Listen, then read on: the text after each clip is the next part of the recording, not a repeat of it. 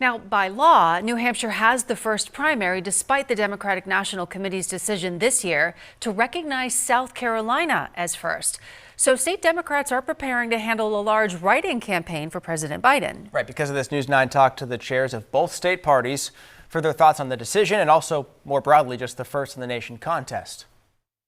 Well, the party, neither the DNC or the state party, have no real role in the primary. It's Completely conducted by state and local government, which is something that clearly the DNC just could not understand.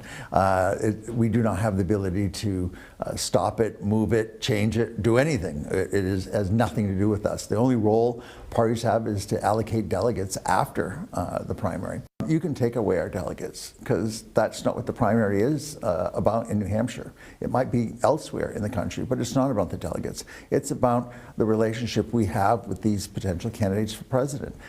Now, that's the Democrats, but Granite State Republicans have had an increasingly smaller pool to pick from as many major candidates have suspended their campaigns. Well, this primary has very quickly narrowed down to a two-person race. And so Donald Trump, if he wins double digits, I think it's time for the Haley campaign to reassess. If Nikki Haley wins, then it's on to South Carolina, and then we'll see what happens there. So the Granite Staters can really have a huge impact on what happens next. Live free or die, let's go. Live free or die, let's go. And let's turn to political director Adam Sexton for more on what those undecided voters might choose to do tomorrow. Hi, you two. So first things first, this is a very different looking primary setting up. Right, absolutely. And Steve and Jen, even though it looks very different, there is still that age-old question that needs to be answered, Scott, and that is, where are those undecided, undeclared, last-minute voters going to break to?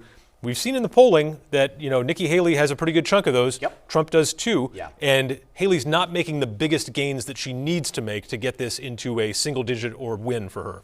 If so, ergo, that's why we believe the president is here in New Hampshire in the Lakes region tonight. The Lakes region, which is a big political hotbed for Republican votes for him. It is definitely Trump country up there. So he is doing strategically the very smart thing. Be here. Talk to your people, get them excited, because there is definitely an enthusiasm gap between the Trump campaign and the Haley campaign. There's a lot of energy here in the fourth quarter, but for weeks what we've seen is that voters are excited to vote for Donald Trump. They're still deciding on Nikki Haley. And to your point, I think they're breaking right now 50-50 with these undecideds. That doesn't help her a lot unless you can drive those undecideds out. Right, and this has been a flurry of activity for Trump after a relatively lax 2023. He only came here a handful of times, and now his people are able to see him over and over again, which we haven't seen like that since 2016. Trump still has a pretty decent chunk of those undeclared voters, as we mentioned. I think it's somewhere in the 30% range.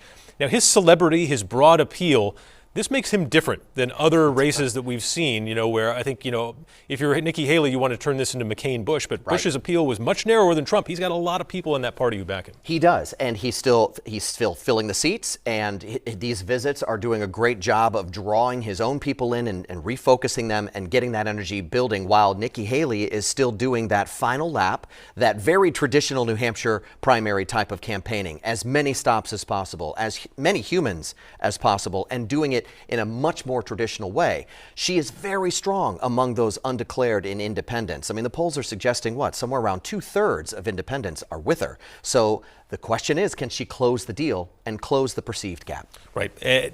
Week out since the Iowa caucus, it was a dominating win for Trump. How much did he benefit from the sort of inevitability feeling that you get when you win by that much? Yeah, I think a lot. And the polls are showing, the conventional wisdom right now shows that Nikki Haley is coming into this thing maybe double digits down, and her campaign knows it's got to be a single digit finish to be able to claim some type of momentum going into South Carolina. So the pressure's on her, but there's also pressure on an inevitability candidate, too. Right, that's true. You know what? And if she gets within 10, it's going to be a big story, because you see all those cable networks right now kind of almost writing the postmortem. If she can get close, it's a different story. One last question for you really quick.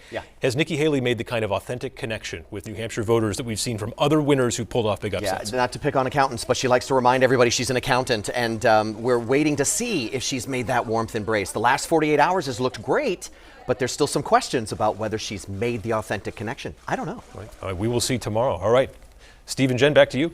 All right, Adam Scott, thank you. And let's get a check of your forecast now, bringing in Chief Meteorologist Mike Haddad. And Mike, we could be watching out for some snow on primary night. Yes, and the key there is night, right, Steve? Because if you're heading out to the polls tomorrow morning, midday, early afternoon, weather will not get in the way whatsoever. It's around 5, 6, 7 o'clock. A bit of light snow may make it a bit slippery out there. But right now, clouds are there.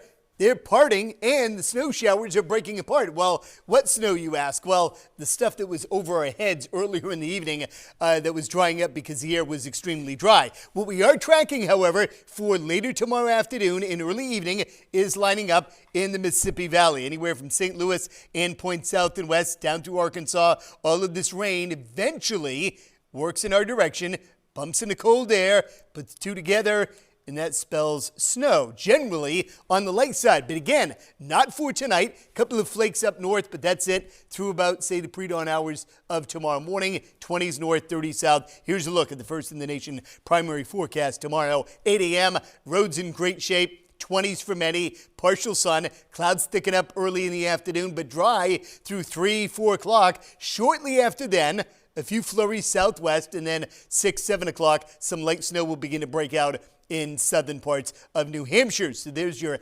hour-by-hour look in Concord. Notice how the flakes of snow really don't commence until after 5 or 6 in the evening. So the best bet, if you want to avoid any potential slippery going, get out and vote prior to 4 or 5 p.m. And even if you do have to travel after that time frame, the snow will be very light and crews easily can stay ahead of it. Quick look at the statewide map. Again, clouds are there midday, 1, 2, 3 o'clock. A couple of snow showers by 4, 5, 6 o'clock. And then eventually, as the night wears on tomorrow night, light snow will break out. I think the greatest impact on travel will actually be overnight into early on Wednesday. So timing maybe not perfect for late day, early evening voters tomorrow, but on average a lot better than it could be and better than it will be early on Wednesday morning. Back to you right now, Steve and Jen. Okay, Mike, thank you. And we have much more ahead from the campaign trail in these final hours of the First in the Nation primary, including former candidates on stage with Donald Trump tonight. And we'll retrace the steps of this unusual primary from the earliest campaigns to now the last few standing tonight.